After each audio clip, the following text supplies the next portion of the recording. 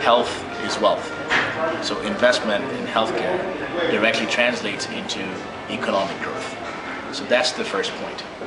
I think the second thing is to understand that technology is a force multiplier that actually allows us to be able to get multiple benefits within the healthcare sector and have an impact, not only again on the healthcare sector itself, but that also becomes translated into the economic growth of the country. I think the third thing is, in a place like Kenya, where you already have fantastic investments in technology, where you already have a hub of activity in terms of entrepreneurial activity, in terms of being recognized as a place where technology is a key driver of economic growth.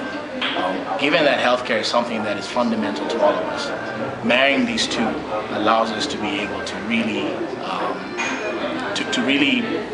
get a multiple effect and be able to not only affect the healthcare of Kenyans, but also grow our economies all at the same time. Safaricom, with Britain and a company called Changamka, recently launched Linda Jamii, which is a micro insurance, really a medium-sized medical insurance scheme that is targeting almost 1 million families, and at the same time doing this at a cost that is low and affordable.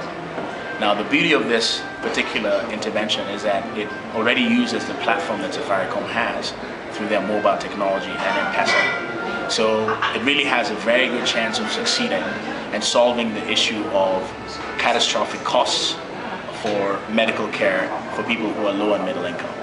There are at least 3 companies today that offer teleradiology services where the radiologist can sit at Upper Hill in Nairobi and at the same time be able to do reporting in a remote location and consult with the physician who may be in that location or the technician who may be performing the actual procedure or taking that scan.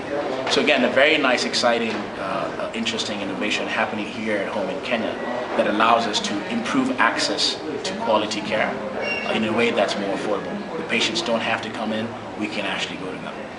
I think the third would be the work that AMREF is doing on e-learning or electronic learning. They've set a target of training 22,000 nurses and community health workers, both in terms of improving their skills through the use of ICT, so they can do these studies through the internet, or at the same time increasing the number of trained nurses. So in Kenya, they were working with the Nursing Association of Kenya to actually allow for some of the training and curriculum to be able to be done over the internet.